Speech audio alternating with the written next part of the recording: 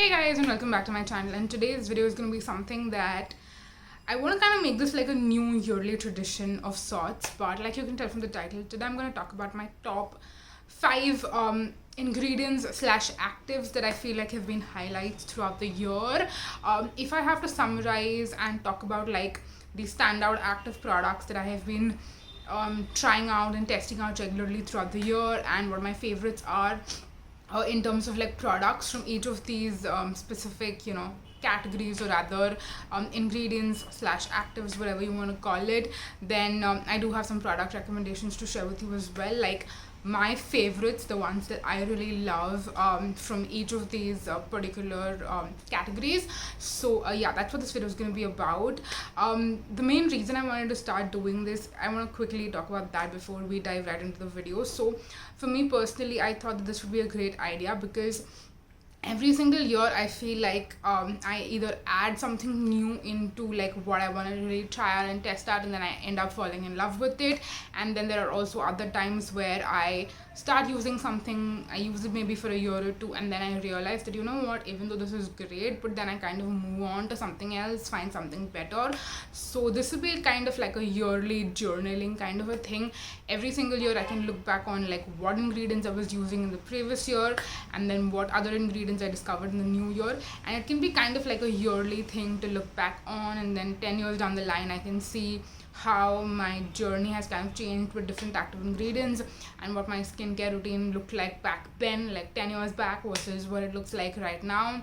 So it'll be a good thing to for me personally, but then for you guys, I think it'll also tell you how as you grow in age, like as a 22-year-old, what are my favorites, whereas as a 25-year-old, what my favorites would be, something like that. And then also I feel like I'm always constantly testing up products, but then sometimes there are certain products that I might not talk about as much as regularly, even though I'm using it behind the scenes, and you guys will not know that because I think that I always need to talk about like new stuff instead of talking about the same things over and over again. But that doesn't mean that if I find something and I fall in love with it, I'm just going to stop using it and just talk about new things and use new things. There are a lot of products that are like my staples, my holy grails, that I'm still using, that I was talking about like 6 months or 9 months back, that I'm still using now. I'm just not mentioning that. So in these videos I will get to mention that and kind of talk about like my yearly favorites as well. So yeah, I thought this would be a good idea for you guys and for me. So yeah, now that this long ass intro is out of the way, let's dive right into it and let's talk about my favorite actives. So I'm not really ranking these from like 5 to 1, but the first favorite active that I have to talk about is one that has been a favorite for a while, and that is AHAs, or alpha hydroxy acids. Now when it comes to AHAs, there are a lot of different ones. I'll just quickly share my opinions on all of them and then tell you what my favorite is. So there are glycolic acids, there are lactic acids, and there are like mandelic acids, and kind of like the more gentler ones. Mandelic acid, I would say I've not have a lot of experience with, so I just don't want to talk about it. And then we have lactic acid, which I'm kind of dabbling into a little bit now, but I don't have much to share with you again because I feel like I haven't used it as much. Whereas my favorite has to be either like a combination of glycolic and lactic acid, or just plain old simple glycolic acid has to be my favorite. I've used like my favorite AHAs or other glycolic acid based products have to be, of course, the Pixi Glow Tonic. It's got 5% glycolic acid, and even though for certain people it can be too much, I feel like for most people, if you have more resilient skin and you don't over exfoliate, then I feel like the Pixi Glow Tonic can be a great product that is suitable for everyone. Of course, when I say everyone, there are going to be certain exceptions. Some people it is going to be too much, so you do have to keep that in mind, and you need to know what your skin is like and where it falls on the sensitivity spectrum. But the Pixi Glow Tonic has to be like my favorite, and then my more recent favorite has to be the CosRx 7% AHA Power Liquid. It's one that I spoke about recently, and when I say recently, this video is being pre-filmed, so I did a video a month or so ago, I want to say, where I reviewed and like spoke about my experience with that one, but that's another favorite. And yeah, I'm also looking forward to trying out the ordinary 7% glycolic acid that I have their toning solution, which I got recently, and I'm also waiting to try and test that out along with trying out other lactic acid products. So let's see if we fall in love with lactic acid. Maybe next year I'll have lactic acid product recommendations to talk about with you. I don't know, but I feel like AHAs have been something that have been my favorite for years and years, and I'm pretty sure they will continue to stay in this kind of video for years to come. Like, that's my prediction as of 2021. So let's see. Moving on, next, my second favorite should come as no surprise to anyone, and I feel like a lot of people would have expected me to mention this as my first favorite, but it just ended up being second, and that is BHAs. Now, I know there were recently some articles that were floating around that salicylic acid is not the same as beta hydroxy acids, or there is like something going on right there. So again, I didn't really actually read much into it, so I don't really have information to share with you. I don't want to like say anything wrong, so I'm just not going to comment on that. But I'm not going to use salicylic acid and BHA as like I'm not going to exchange those words basically. So we're going to talk about salicylic acid specifically, and that's what I'm going to refer to as. So salicylic acid is another great ingredient that I discovered, I want to say a few years ago, maybe like 2-3 years ago. I want to say that is basically a game changer if you have oily, acne prone skin. Acne prone, to be very specific, because when you have acne prone skin, there are two ingredients that have definitely, like, they need to be in your routine if you want to help with preventing and treating your acne, and that is either benzoyl peroxide or salicylic acid. And a lot of times people are either like team benzoyl peroxide or they're team salicylic acid. I am team salicylic acid. I've always been from the beginning. I've never used a benzoyl peroxide product, so I'm team salicylic acid, and I've used anything that says it's got salicylic acid in it. Like, I've used salicylic acid toners, face washes, moisturizers, like not salicylic acid specific moisturizers, but like moisturizers with salicylic acid.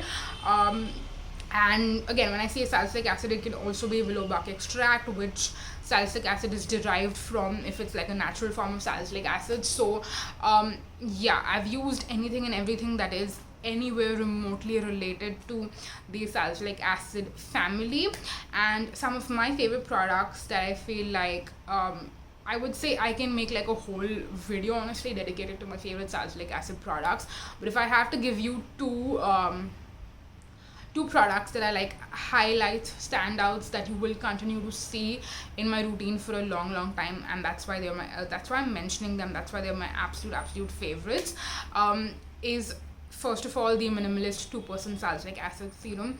I feel like this is one that I've recommended to a lot of people because I feel like it's not too gentle where it's not going to do anything, but it's also like a good gentle product for beginners. I know that it kind of sounds like I'm saying two opposite things, but no, it's gentle enough where it's good for beginners, but it's not too gentle where you feel like you're not seeing any results, if you have more resilient skin. And then the other product that I feel like has salicylic acid as an ingredient, but it's got a lot of other things going on as well, so it's not like salicylic acid is the only product that's doing what it's supposed to do, and that is the Clear Skin Serum by Altruism. This one has retinol, vitamin C, hyaluronic acid, and salicylic acid, so it's got like a lot of active ingredients going on, but salicylic acid is one of them, and this is also my favorite product, like one of my favorite products. So that's why I had to just mention this as another like favorite salicylic acid. And then just to give you like two honorable mentions which I feel like could make the list, but then they're not as loved by me as these two are. A newer one is the Pixi Clarity Tonic, which has HAs and BHAs, and then I also have the Purito BHA like gel, which I didn't want to mention because it's not that easily available, A, and then B, I feel like I like that, but I like it for a specific purpose. I don't like use it all the time, so for that reason it was more of an honorable mention. But yeah, these are some of my favorite salicylic acid products. Moving on next to our third favorite active ingredient, and this one again should, like, I feel like most of you would have expected me to already mention this. I'm mentioning a little bit late, but it had to make it the list. make to the list. And then this one is niacinamide, our favorite vitamin B3. Again, like I mentioned earlier, I feel like if you have oily, acne prone skin, this just has to be an ingredient that is in your skincare routine. And that's something I discovered, I think, in 2020, that niacinamide is truly a game changer. And 2021 is another year that my love for niacinamide has continued, and I've continued using niacinamide in my routine as often as I could. I would say that agar mere bas mein hota, I would literally use it like every single day. But because I've been using some other ingredients as well that I've introduced into my skincare routine, and we just get to do our skincare twice in a day, morning and night. So sometimes I feel like I don't get the opportunity to use it like every single day because I've incorporated something else into my routine. And yes, I know that niacinamide is one of the ingredients that can be used with every single other active ingredient, but still, like, how many actives can you pack into like one routine, right? One, maybe two, not really more than that. And we just get to basically use, if you go to see that way, even if you're using like 2 actives in every routine, you just get to use 4 active ingredients in a day. So keeping that in mind, I don't always get the chance to use it, even though I wish I could. And I feel like I haven't even started to mention why I love niacinamide so much. So the reason why I love niacinamide so much is because it is a game changer when it comes to the way your pores look, but more than that, how oily your skin is. I, for years, like, I'm not kidding, years, ever since I was 13, and I'm 22 now, so what, 8-9 years, I have always said that my skin is oily, because it was very, I was very oily as a teenager. My face was always shiny, even if I had like mattifying makeup on, like I had kicked out powder on my face, but like my T-zone always got super oily. And then the side part of my face, like the outer parts of my face, were more normal, looked drier than the center of my face, but like the center of my face was like an oil producing factory basically. So niacinamide really changed that in the past 2 years, and now my skin is a lot more normal. It's not, I would say, normal or like dry, but it's like combination normal. It is nowhere near as oily as it was the past like 6-7 years or whatever. So niacinamide has really changed that for me. And if anyone out there feels like they have really oily skin and you want one product, just one product, one active ingredient that's going to help with that, I would highly suggest getting a niacinamide based product. And I specifically would recommend a niacinamide serum. I know a lot of people say that, we have niacinamide moisturizers as well, or rather a moisturizer with niacinamide as an ingredient. I want to say that I don't know how much that would really benefit or help, but if you're getting a niacinamide based serum from any brand, like honestly nowadays every brand has a niacinamide serum, so a niacinamide from any brand would be good. But again, my favorite has to be the minimalist 10% niacinamide. And again, if you feel like 10% niacinamide is too much, you can also get the 5% niacinamide plus hyaluronic acid. But I like the 10% niacinamide because it gets, like, you get zinc as well in it. So that again is supposed to really help with oily skin. So for that reason, I would recommend this one. But I would say get any niacinamide that works for you. The minimalist ones are my favorites, and then again there are a lot of other ones as well that I am currently trying and testing out. So if I find alternatives for you, if I find other serums from other brands that are also really good, then I will definitely share that with you. Moving on next, or more like the next to the the 4th and 5th ingredient that I have to talk about with you guys are newer ingredients that I have tried out, I would say, this year. I did not try them out in 2020, so 2021 made me discover these and fall in love with some of these. And the first one that I have to share with you is alpha arbutin.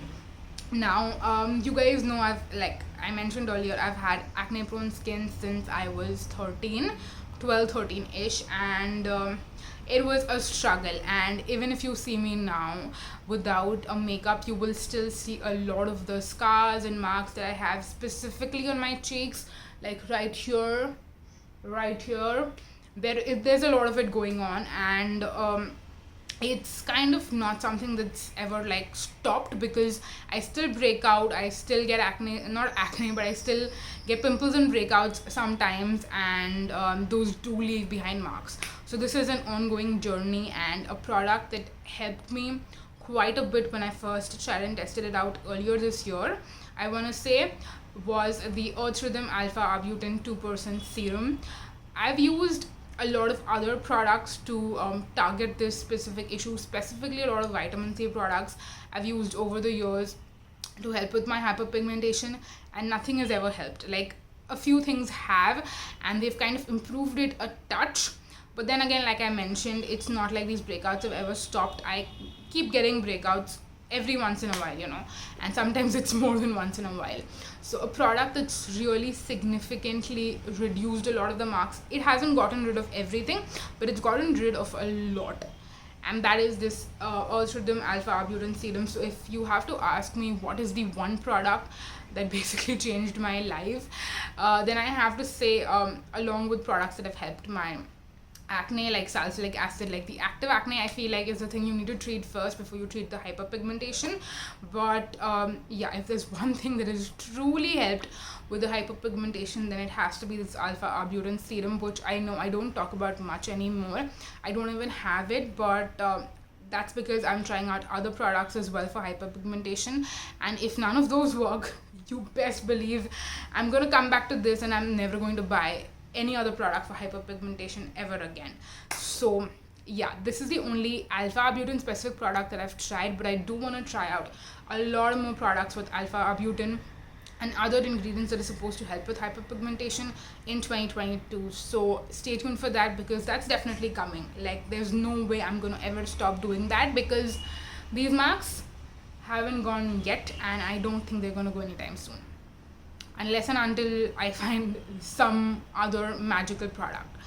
Moving on next to the last ingredient, and this one I'm specifically mentioning last because I think this is a beautiful ingredient that I have discovered in 2021, but it's not something that is like my absolute favorite. Like, it still make the top 5 list, but it's probably like, if I had to rank these, then this would come at like the number 5, and that is Azalic Acid. So Azalic Acid is an ingredient that I feel like really deserves more attention, specifically for older people. Like, when I say older people, I mean people who are older than me, okay? Like, people who are in their mid-20s, late 20s, early 30s. If you're going through, like, you're going to be a mom, you're going through pregnancy, all of that stuff, Azalic Acid is an ingredient that you can probably use when you won't be able to use AHAs and PHAs and retinoids and all of that stuff. So I feel like Azalic Acid does deserve more attention for that. And for me personally, as a 22-year-old and incorporating Azalic Acid in my routine, I would say I did notice a lot of improvements with one specific product, which is the Altruism Azalic Acid Concentrate, which I've spoken about already, about how this one is really the only product when it comes to Azalic Acid based product that I have absolutely fallen in love with. There are other products that I used with Azalic Acid which were like, theek hai, these are okay, but like with this one I specifically noticed significant results when it came to like texture on my forehead, around my nose and stuff. Like, I don't know, there was something weird going on in the middle where nothing was helping. Niacinamide wasn't helping, BHAs weren't helping, AHAs weren't helping, like nothing was working, nothing was helping. But this one just cleared it up in like 4 to 5 days, which was amazing. So yeah, for that reason I really like this particular product. Again, it's not something that's always going to be in my routine. It's one that after I finish up, I don't know if I'm going to immediately repurchase it or not, but I am definitely looking at trying out other Zelic Acid products, hopefully to fall in love with something like this one. I would say I did fall in love with, but not to the point where it's going to become a holy grail staple. But I will continue trying out more Zelic Acid products, and let me know your experience with Zelic Acid as well. If any of you have tried it out, Of course, I'm going to ask you to share your experience with every single active ingredient that I mentioned in today's video. But specifically, when it comes to Azalic acid, if there are products that really, like, if you feel like it's really done something for you, let me know, how it has helped you and which product with Azalic acid has really helped you. And I would love to try and check it out and fall in love with more products with Azalic acid, because so far my experience has been good, but it's not been like mind blown. So yeah, that was it for the video. I really hope that you enjoyed watching me talk about some of my favorite active ingredients and products for every specific active ingredient that I absolutely love. So yeah, that was it for the video. I hope that this is not too long, and I hope you guys enjoyed. So yeah, that's it for this video. Thank you so much for watching, you guys. Until next time, bye.